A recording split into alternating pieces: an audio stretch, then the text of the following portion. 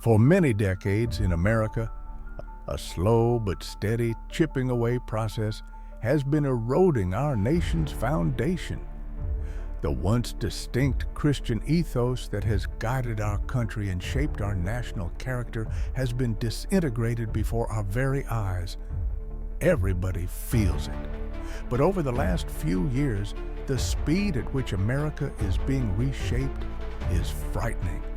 The chisel has been swapped out for a jackhammer, and it's not just powder and small fragments that have fallen away from our nation's foundation. It's entire chunks being blasted off.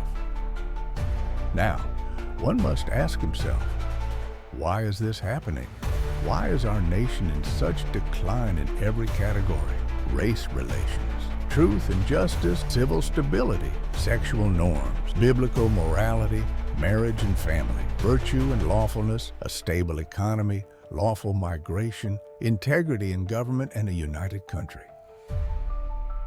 Well, like all things in life, the Bible gives us that answer. My friend, Proverbs 14:34 states, "Righteousness exalts a nation, but sin is a reproach to any people." A nation that throws off all restraint and rejects God's law, whether through corruption, oppression, or moral decay, eventually faces collapse or significant consequences. God, in His sovereignty, doesn't merely intervene arbitrarily, but He upholds moral order. The decline of a nation is often a sign of God's judgment, allowing it to face the just consequences of forsaking Him.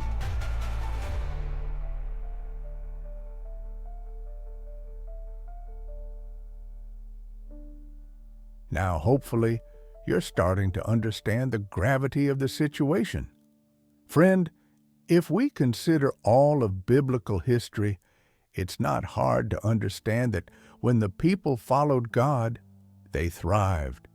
But when they turned to wickedness and all forms of evil and idolatry, or trusted in their own strength, they experienced judgment, exile, or destruction. This pattern is very clear and applies to all nations, not just God's people. Whether it's ancient Babylon, Rome, or modern empires, rejecting God's authority brings natural consequences, as God allows the fruits of rebellion to manifest in the decline of societies.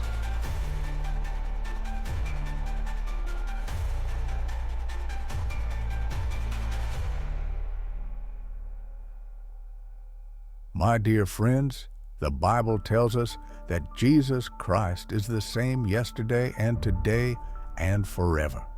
He doesn't change like the shifting sands of our culture. He's righteous, holy, and just in all His ways. If God judged the nations of the past, it would be unjust for Him not to judge us. We need to heed the poignant words of Psalm 94, verses 8 through 10. Understand, O dullest of the people, fools, when will you be wise? He who planted the ear, does he not hear? He who formed the eye, does he not see? He who disciplines the nations, does he not rebuke? Did you hear that? Are you listening?